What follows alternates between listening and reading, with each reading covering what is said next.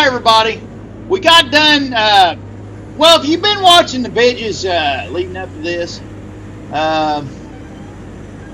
you know, you seen, we went to doing cable logging and all that mess. You see on the right there's a ditch, on the left there's a ditch. This is a beach area. At the bottom of it, it's a long, smooth runway, and all this woods needs eradicated right here. This area, I thought it'd be a good spot to make pigeon because every tree on here needs eradicated. It's all beech. It's overtaken with beech. And I wish I could have found this spot at the beginning of this job because it'll really help my confidence get built and to where I could do more with the rig.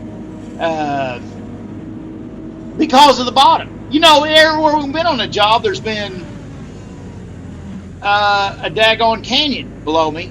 So, like, as soon as I got cocky, I know, all right, if I take off sliding, modocking over this hill, all I'm going to do is end up down in the daggone canyon, which ain't going to be good for nobody. And, but this spot here, I could really get cocky, see what this thing can do without having to worry so much about what's in store for me if I screw up. And it helped me a bunch. And I'm glad I got this on video because this spot really was a turning point for me and Brutus on this thing. And by the end of this job, I didn't catch a lot of it on video later on, but by the end of this job, I was plumb a cocky son of a buck. I mean, if Brutus could stick on it, I was on it. You know what I mean? But I needed this beach spot with a long runway at the bottom to get my confidence built. And the sad thing about it is we didn't get to this spot till 2/3, well, a little over halfway through the job. But in here I'm getting ready to smack the camera off.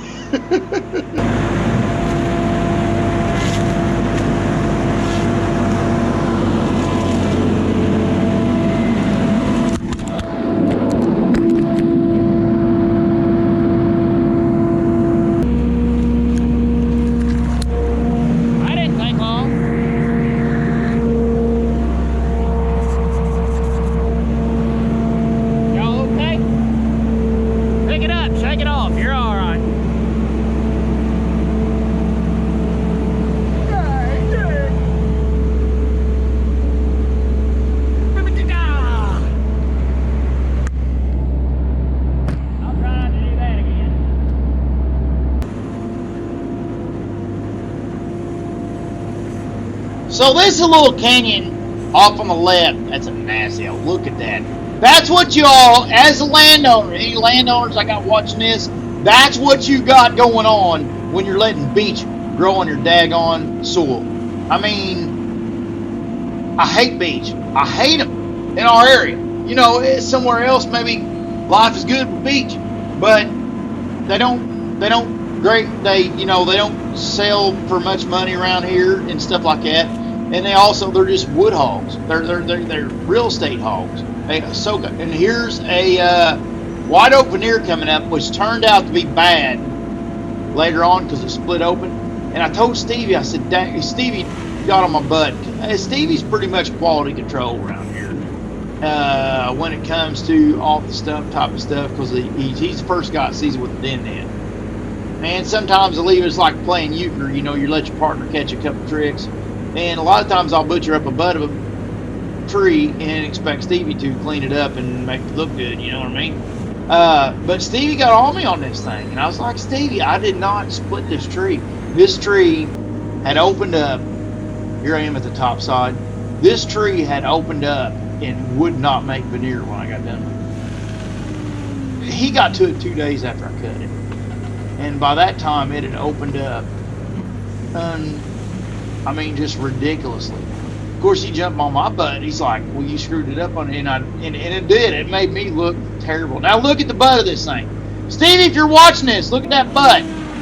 The butt had not opened. I did not close my arms on it or nothing like that. It just, some of these white oaks, man, if you leave them sit there for a couple days, especially if they can get sunlight to them, they bust open and just go to Hades. I think him and Mama come up with a plan, and they end up cutting an 8-foot or 10-foot butt log off of it, and then dealing with it after that. But I mean, it was a definite veneer tree, marked for veneer, and was a legit veneer.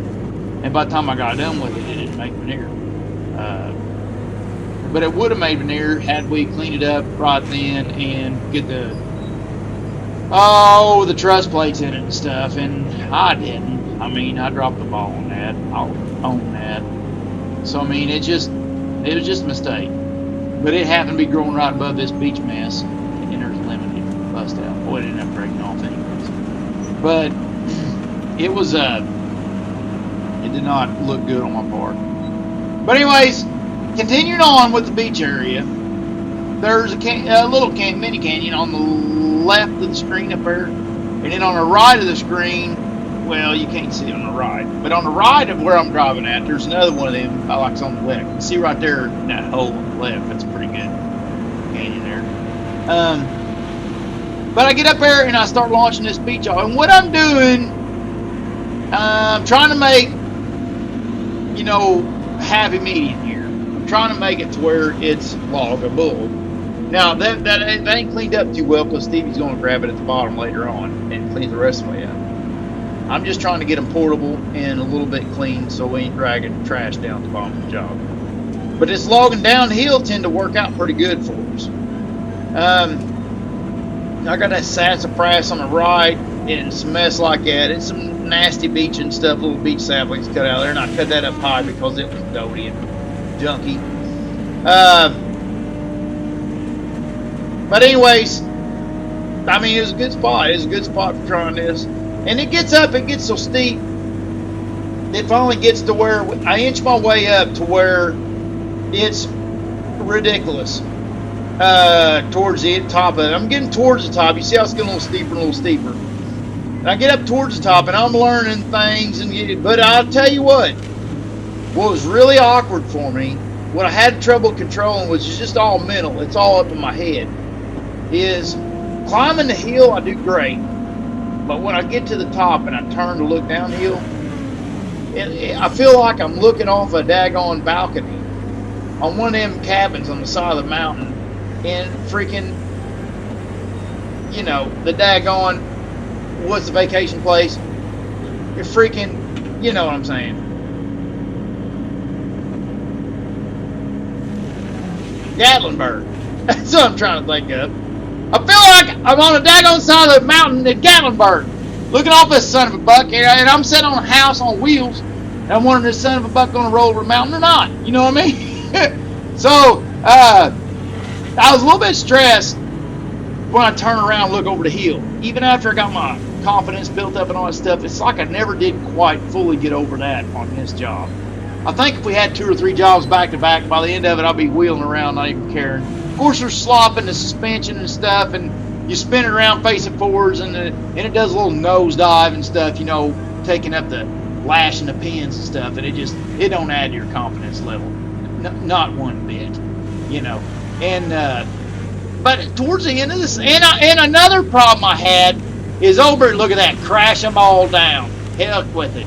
It didn't crash nothing down, but jumped that needed to go. That's what I loved about this spot as far as getting my confidence built up. Everything on this hillside needed eradicated. But anyways, another part that I had trouble with on Brutus is there's a setup here. There's another hydraulic line that runs down to my travel motors. And I'm not fully sure how the circuit works, but there's a switch in the cab that's got a terrapin and a daggum rabbit. And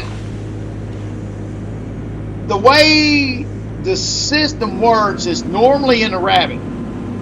When you flip the rocker switch, it sends current 24 volts to a solenoid valve on the pilot side that knocks this puppy down into terrapin speed. And when I got on this hillside, when we started this job, if that thing had went out, well, actually another function ran out on me, which is the swing brake. I have no idea what that is. I'm in high speed right now, topping my way to the bottom. So I'm in kind of high speed going through this mess.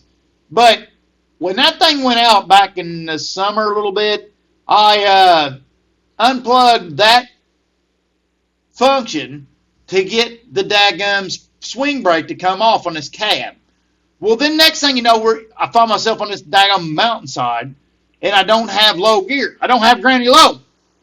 So what it boils down to, since it's a hydraulic machine and the way it's normally set up, yada yada, I'm on this daggum hillside. Every time I go to move, Brutus rolls down the hill a foot or two, and gets ready to take off. And then when I go to stop, it rolls a foot or two before it coasts to a stop on the hillside.